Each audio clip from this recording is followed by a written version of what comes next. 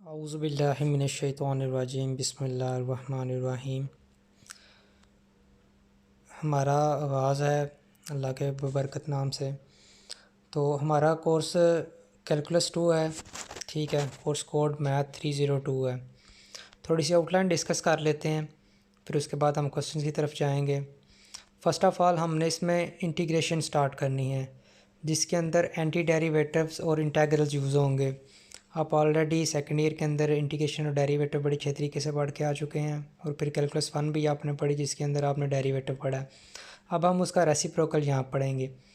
उसके अलावा इसमें Riemann sum and definite integral, properties of integral और फंडामेंटल थ्योरम ऑफ कैलकुलस, जो बहुत इंपॉर्टेंट कैलकुलस का थ्योरम है, ये यूज़ कर होगा। उसके बाद हैं टेक्निक्स ऑफ इंटीग्रेशन। उसके अंदर आप लोग hyperbolic, trigonometric function, exponential function, logarithm function, integration by parts, substitution वगैरह, अप्रॉक्सीमेट, इम्प्रॉपर इंटेग्रल और गैमा फंक्शन पढ़ेंगे। अच्छा, area, application of integral, area, curve, average value, volume, arc length वगैरह।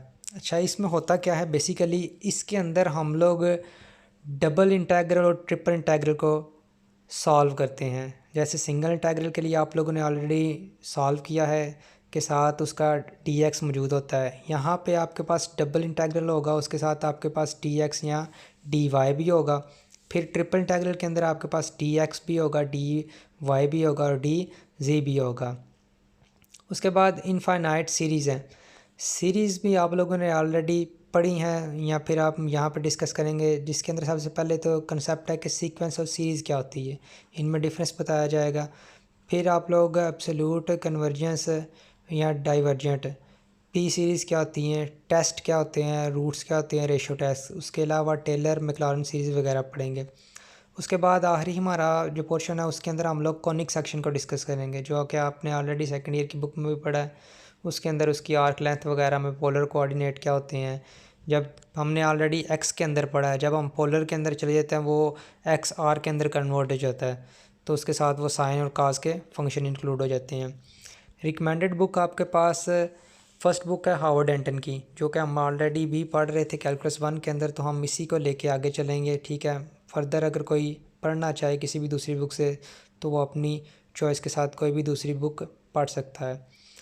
क्योंकि हमारा अक्सर पेपर जो है वो, क्योंकि हमारा एसएम यूसुफ के अंदर से हमारी प्रॉब्लम्स आती हैं मोस्टली मेजॉरिटी, लेकिन ये कोई कंफर्म बात नहीं है। हमारा हो सकता है कि हम लोग कैलकुलस थॉमस की में भी सी आ जाए। तो थॉमस की कैलकुलस का क्योंकि सलूशन आप लोगों को मैंने ऑलरेडी दिया भी था, तो कुछ प्रॉब्लम हम लोग थॉमस से करेंगे और कुछ प्रॉब्लम हम लोग एसएम यूसुफ की बुक से करेंगे। अगर एसएम यूसुफ की बुक का बात की जाए तो उसका 4 चैप्टर है, जहाँ से हमारी इंटीग्रेशन एंटी डेरिवेटिव स्टार्ट होते हैं। उसके फर्स्ट पे अगर किसी के बच्चे के पास बुक अवेलेबल है, अगर नहीं है तो आपको उसकी इमेज वगैरह हम लोग सेंड कर दी जाएंगी। फर्स्ट एक्सरसाइज के अंदर उसके ऑलमोस्ट जो हैं कि वो जस्ट और जस्ट फार्मूले डिस्कस किए गए हैं, ठीक है। वो आपने खुद याद करने हैं, उनको जहन नशीन करना अच्छी तरह। उसका फर्स्ट क्वेश्चन है जो कि ज़ीरो इंटेग्रल को सॉल्व करना था। अच्छा, ज़ीरो इंटेग्रल ये बहुत इंपॉर्टेंट क्वेश्चन है, पेपर के लिहाज से भी इम्पोर्टेंट होता है, या इंटरव्यू के लिए ये चीज़ बहुत ज़रूरी होती है। फर्स्ट क्वेश्चन है taking integration with respect to x. Zero function आपके पास था, उसकी इंटीग्रेशन मैंने खुद ली, विद रिस्पेक्ट टू एक्स ली है। अब उसका इंटेग्रल साइन आ गया, साथ डी एक्स आ गया। अब यहाँ पे आप देख सकते हैं कि ये ज़ीरो फंक्शन था। ज़ीरो फंक्शन के साथ मैंने इंटीग्रेशन अप्लाई करने के बाद ज़ीरो बाहर निकाली, क्योंकि ये कांस्टेंट फंक्शन होता है ज़ीरो। तो इंटीग्रेशन जस्ट डी एक्स पे, क्योंकि ये अब दोनों एक दूसरे के रेसिप्रोकल होते हैं, तो ये ज़ीरो और एक्स बच जाएगा। जब एक्स को ज़ीरो से मल्टीप्लाई करेंगे ज़ीरो।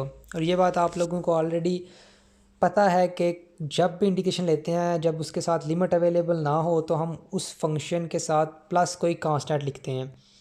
अब प्लस इंटीग्रेशन कांस्टेंट लिखा, क्योंकि अब ज़ीरो तो खुद सेल्फ कुछ भी नहीं शो करता, तो हमारे पास सिर्फ सी बच गया। तो ये बात बहुत इंपॉर्टेंट है कि जो ज़ीरो की इंटीग्रेशन है ना, वो सी होगी। ठीक हो गया। फर्स्ट एक्सरसाइज आप घर में देखिएगा, वो जस्ट फार्मूले हैं, एसएम यूसुफ की बुक से प्रॉब्लम्स मैं सॉल्व कर रहा हूँ। अब आप लोग उसकी 4.2 की तरफ आते हैं। 4.2 की तरफ हम लोग कोई क्वेश्चन उसको देख लेते हैं। 4.2 का फर्स्ट क्वेश्चन नंबर है कि इंटेग्रल है dx, ठीक है, वो डिवाइड में a square plus x square. इससे पहले आप लोग ये चीज़ें नोट कर लें कि इम्पोर्टेंट सब्स्टिट्यूशन मैथ चीज़ें हैं जो आप लोगों ने ऑलरेडी सेकेंड ईयर की बुक में पढ़ा हुआ है कि जब स्क्वायर रूट के अंदर आपके पास a square minus x square दिया हो तो आप लोग उसको पुट या लेट कर लेते हैं कि x जो है वो a साइन थीटा है, साथ उसका डेरिवेटिव लेते हैं। दूसरी फॉर्म है a square plus x square, तो हम लोग जब दोनों फंक्शन प्लस हो रहे हैं तो x हम लोग पुट करते हैं a टेंजेंट थीटा। ऐसे ही जब x square minus a square हो तो हम पुट कर लेते हैं x is equal to a secant theta, साथ उसका डेरिवेटिव ले लेते हैं। क्वेश्चन नंबर 1 की बात करें तो हमारे पास फर्स्ट क्वेश्चन गिवन था dx स्क्वायर रूट के अंदर a square plus x square. हमें पता है कि इसको हम लेट करते हैं या पुट करते हैं x is equal to a tangent theta dx साथ a secant square theta d theta, ठीक है। dx की जगह ओरिजिनल फंक्शन है a secant square theta d theta, वो आ गया। नीचे a square as it is है तो a स्क्वायर आ जाएगा। अब x स्क्वायर की जगह a square plus tangent square theta, a square root के अंदर है, दोनों वैल्यू के साथ है, तो यहाँ से आप कॉमन लें तो स्क्वायर रूट से वो a बाहर आ जाएगा, 1 प्लस टेंजेंट स्क्वायर थीटा अंदर बच जाएगा। अब 1 प्लस टेंजेंट स्क्वायर थीटा आपको पता है इसकी सिंपल फॉर्म क्या होती है, आप इसमें ट्रिग्नोमेट्री आइडेंटिटी लगाएं, सीकेंट स्क्वायर थीटा बचेगा, सीकेंट स्क्वायर रूट के साथ कैंसिल होगा तो सिर्फ सीकेंट थीटा बचेगा और a ऊपर a से कैंसिल हो जाएगा। अब सीकेंट को ऊपर वाले सीकेंट स्क्वायर से कैंसिल करेंगे तो integration of secant theta D theta, तो इसकी इंटीग्रेशन आपको मालूम है कि वो log of secant theta plus tangent theta होता है। अब बैक सब्स्टिट्यूशन की जाती है। बैक सब्स्टिट्यूशन के लिए आपने ओरिजिनल फंक्शन जहाँ से आपने ये चीज़ लेट की हुई है यहाँ से आप लोग इसकी बैक सब्स्टिट्यूशन करते हैं। ए जो एक्स टेंजेंट के साथ आप इसको डिवाइड करेंगे, दूसरी साइड पे टेंजेंट थीटा की वैल्यू बच जाएगी, एक्स ओवर ए टेंजेंट थीटा हमारा आ जाएगा। उसके बाद हमने उसके साथ सीकेंट थीटा की निकालनी है, तो वो ट्रिग्नोमेट्री आइडेंटिटी लगाते हुए आप लोग इसको सॉल्व करेंगे। ये मैं जस्ट इसलिए आपको खुद सॉल्व करके नहीं दिखा रहा क्योंकि आप लोगों ने ये ऑलरेडी सेकेंड ईयर के अंदर ये प्रॉब्लम्स वगैरह सॉल्व की हुई हैं, तो आप लोग इन प्रॉब्लम्स को घर में खुद सॉल्व करें। क्वेश्चन नंबर 2 भी एज इट इज़ है, फिर क्वेश्चन नंबर 3 भी बहुत इजी है। आप लोगों ने करना क्या है कि जो प्रॉब्लम्स आप लोगों ने ऑलरेडी की हुई हैं, ठीक है, क्वेश्चन नंबर 10 तक 4.2 के पहले 10 क्वेश्चन आप लोगों ने ऑलरेडी पढ़े भी हुए हैं और घर में सॉल्व भी किए हुए हैं। ये प्रॉब्लम्स आप लोग घर में सॉल्व करें। अगर आपको कोई मसला आता है तो आप लोग रब्ता करें, नंबर्स आपके पास अवेलेबल हैं, ग्रुप भी हैं, ठीक है। और फिर जब सेकंड लेक्चर होगा, डिस्कशन होगी, तो डिस्कशन के अंदर जो चीज़ें आपकी रह गई हैं वो भी इंशाल्लाह हम लोग सॉल्व कर लेंगे।